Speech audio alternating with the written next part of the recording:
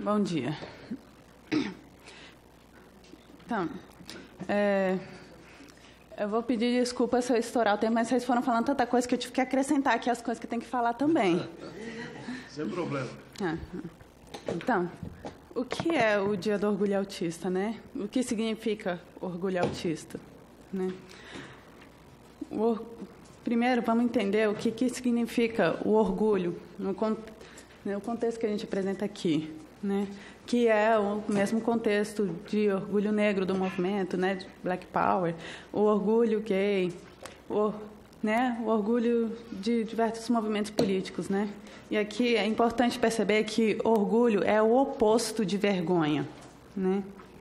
Você percebe algo muito comum, né?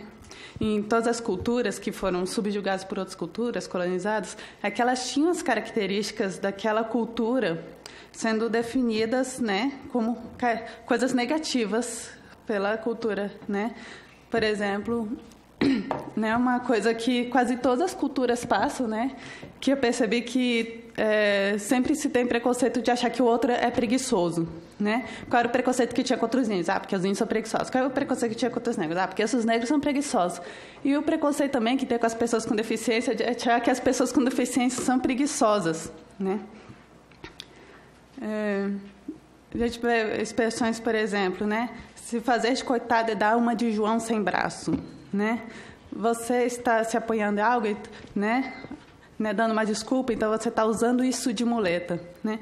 E eu acho engraçada essa expressão de muleta, né? Num tom pejorativo, porque muleta é uma coisa que proporciona a pessoa com dificuldade de locomoção de poder andar mais, de poder fazer mais coisas. É o oposto de preguiça, né? Imagine se a gente substituísse por um objeto que também tivesse a mesma função, só que com outra parte do corpo, óculos.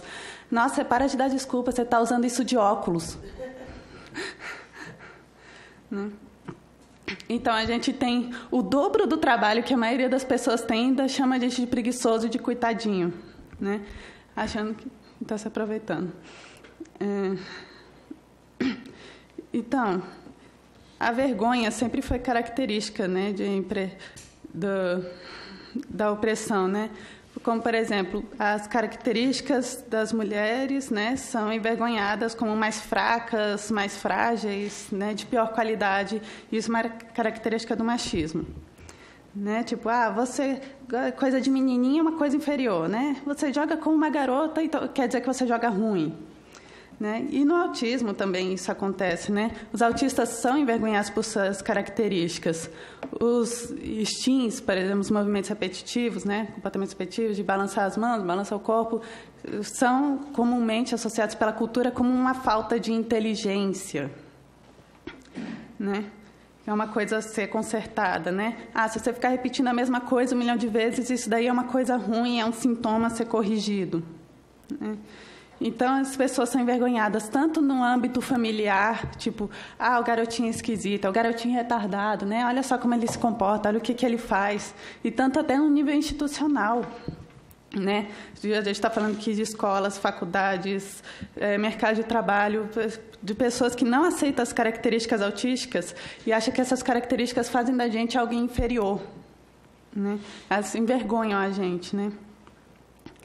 Como um exemplo muito gritante disso foi o psiquiatra Ivan Lovaas, né, que criou a análise do comportamento para autistas, e ele queria o objetivo dele era que autistas ficassem indistinguíveis de seus pares, né, distinguíveis de qualquer outra pessoa. E aí ele ia, né, trabalhar para que o autista não se parecesse diferente. E ele usava coisas como choques elétricos para a criança procurasse o abraço de uma pessoa, dava espancamento, deixava amarrado na cama vários dias, né? E ele dizia que estava fazendo isso pelo bem dos autistas, né? Que se não fizesse isso ia ficar muito pior. Né? E um monte de gente foi na conversa dele na época. Até hoje em dia, se você procurar Ivan Lovaas no Google, só metade assim, dos resultados vão mostrar que ele realmente torturou autistas. E muitos vão dizer assim, muito bem, criador do ABA, parabéns para ele. Né? Uma outra né, comparação que se pode fazer, que Loovas também trabalhou com menor importância num outro projeto da UCA, né, da Universidade da Califórnia, que foi o chamado Feminine Boy Project, né, que ele procurava, né, que os pesquisadores procuravam garotos, tratava a homossexualidade como uma coisa a ser prevenida de forma comportamental, e aí passava a começar na TV. Se você é um menino, faz 10 dessas coisas, tipo brincar de bonecas, preferir brincar com meninas, esses comportamentos efeminados, por assim dizer. Era para procurar eles para fazer o tratamento, né, experimental, e aí eles botavam os meninos para brincar num local que tinha tanto os brinquedos de menino e os brinquedos de menina, e a mãe lá, ela tinha que ignorar o filho enquanto ele estivesse brincando com os brinquedos de menina e só dar atenção para ele se ele tivesse comportamentos masculinos.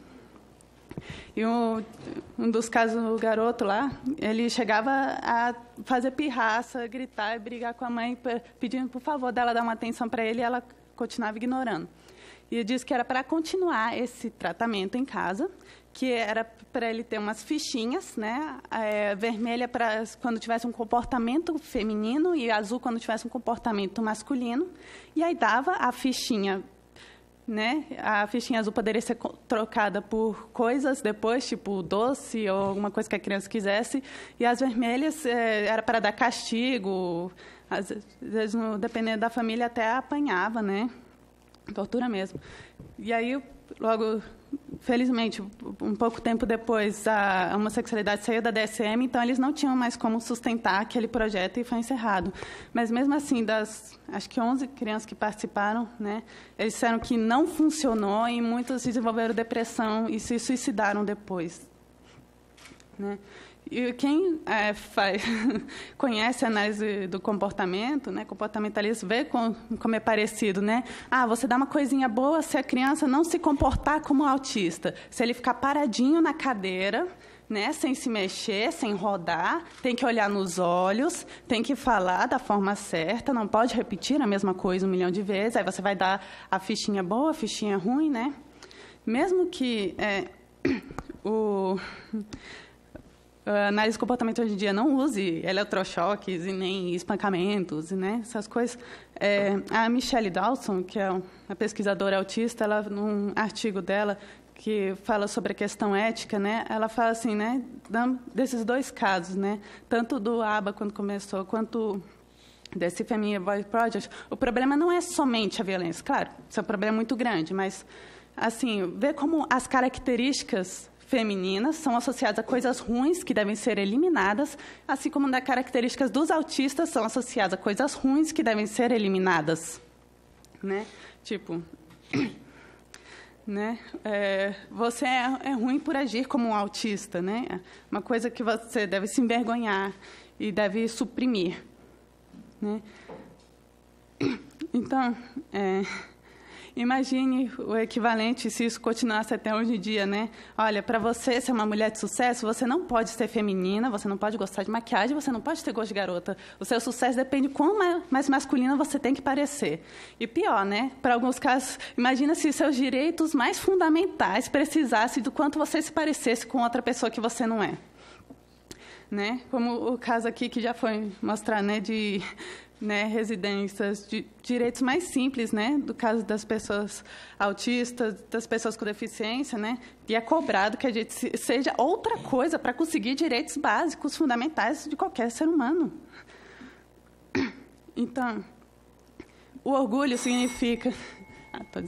O orgulho significa que a gente vai jogar essa vergonha pela janela. Eu tenho orgulho de ser quem é, eu vou me balançar, eu vou repetir as mesmas coisas 1 milhão de vezes. E isso não pode tirar os meus direitos humanos. Você não pode exigir que eu seja outra pessoa para poder ter acesso ao suporte da sociedade que todo mundo tem, né? Então, na questão de... Né, que a gente fala que independência é uma falácia, né? por exemplo, falou lá no vídeo, né, que alguns precisam de ajuda para ir ao banheiro. Aí você pensa, né? Quando a gente precisa de banheiro, a gente não vai ali no mato, cava um buraco e bota ali, né? A gente compra uma privada que foi fabricada, a gente usa um papel higiênico que foi processado por uma fábrica de papel, não sei quantos processos químicos para transformar uma árvore em papel higiênico. A gente usa um sistema de encanamento que foi construído por milhares de pessoas e ainda tem a CAESB, que é um sistema do governo. A gente precisa de milhares de pessoas, até mesmo do governo, para cagar. Mas tá, né? A gente faz tudo isso por todas as pessoas, mas se a pessoa precisa de ajuda para ir daqui até o banheiro, né? Aí pronto, não, aí já é demais, aí não pode, né? Não faz sentido uma coisa dessa, né? Onde é que a gente traçou essa linha de que essas necessidades são aceitáveis, essas outras não? Você precisa modificar quem você é para conseguir ter direitos.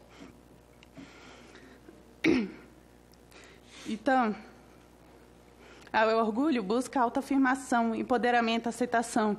E existe uma tendência, não sei de onde surgiu isso, eu vou ter que pesquisar, né? Algumas pessoas acharem que essas coisas são uma coisa muito passiva, assim, tipo, tá, eu aceito que você é autista, mas eu fico aqui, eu não mudo uma vírgula de nada, né? Continua tudo do mesmo jeito, não. Aceitação, a autoafirmação, orgulho, a gente precisa fazer mudanças enormes na sociedade, na estrutura, né? Para os negros conseguirem, né, sair de um sistema que era de escravidão, onde eles eram considerados como objetos, né, a serem usados como gado, né, às vezes até pior do que um animal, para conseguir ser uma pessoa reconhecida como direito em igualdade de direitos e deveres, de oportunidades, é preciso uma mudança profunda no sistema, né, da Constituição, da sociedade, né, de todos os âmbitos. Assim também as pessoas com deficiência, né, os autistas só vão conseguir alcançar a aceitação, a inclusão, a afirmação de quem eles são, com mudanças profundas na nossa sociedade, como a gente está estruturada, né? Vai desde o âmbito do macro, né, do que o governo faz, da legislação, até no âmbito do micro, né, da pessoa que chega assim, mas ele é tão bonito, você tem certeza que é autista, né? Há mudanças profundas na sociedade que têm que ser feitas, né? Às vezes a mudança é até mesmo um âmbito estético, né? Foi preciso ter um movimento Black is Beautiful para que as pessoas reconhecessem o negro como bonito, né? Porque ser negro era visto como um erro do ponto de vista estético, né? E a gente está precisando também ver o autista como, né, uma pessoa que os comportamentos deles não são sinal de pouca inteligência ou que um momento de crise não é que determina as habilidades da vida dele todas, né? Né?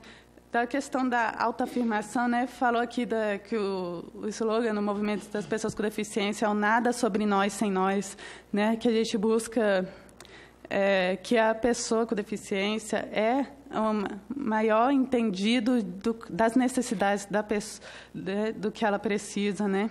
E para isso a gente precisa de comunicação e autonomia. A autonomia é um direito humano, né?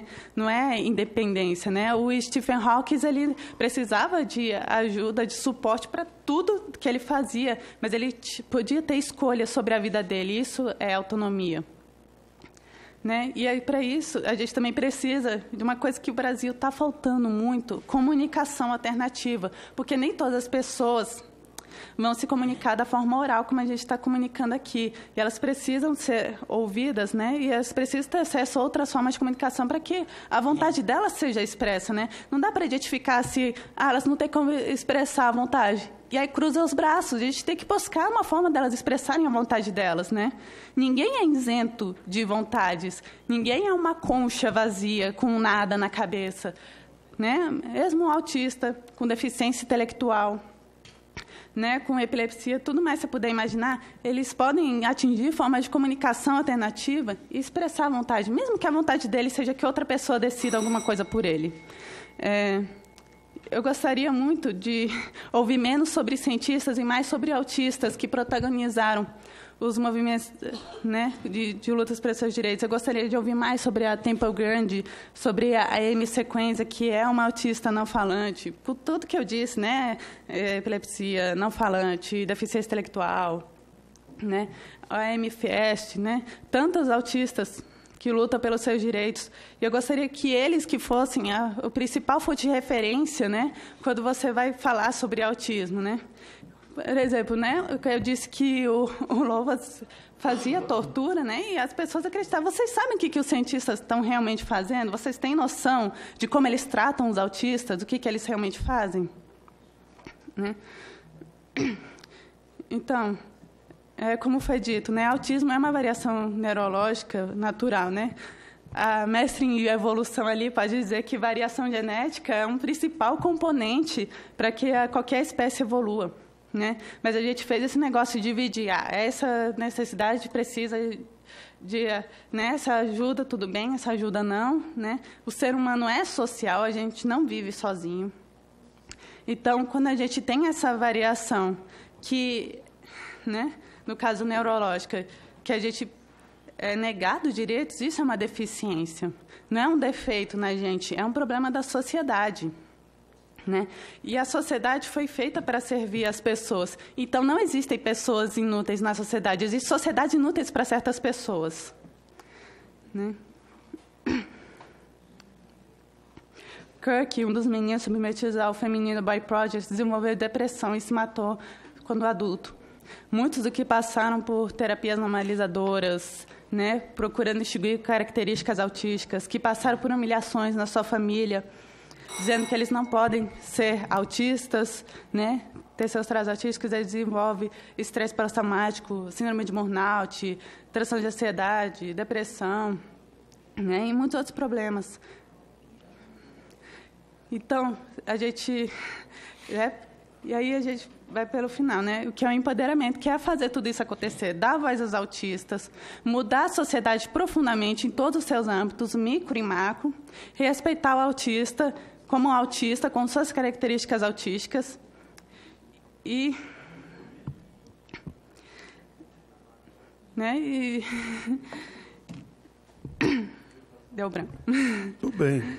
Então, terminar aqui dizendo que, mesmo que todo mundo tenha te dizer o contrário, eu tenho orgulho de ser autista, né, dos meus instintos, da minha colalia, de repetir as coisas, né, e eu não vou me envergonhar disso.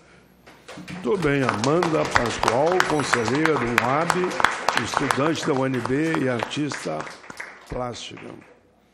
Terminou com a frase, tenho orgulho de ser autista. Muito bem. De imediato, Francisco Djalma de Oliveira, conselheiro do Conselho Nacional dos Direitos da Pessoa com Deficiência, CONADE. Bom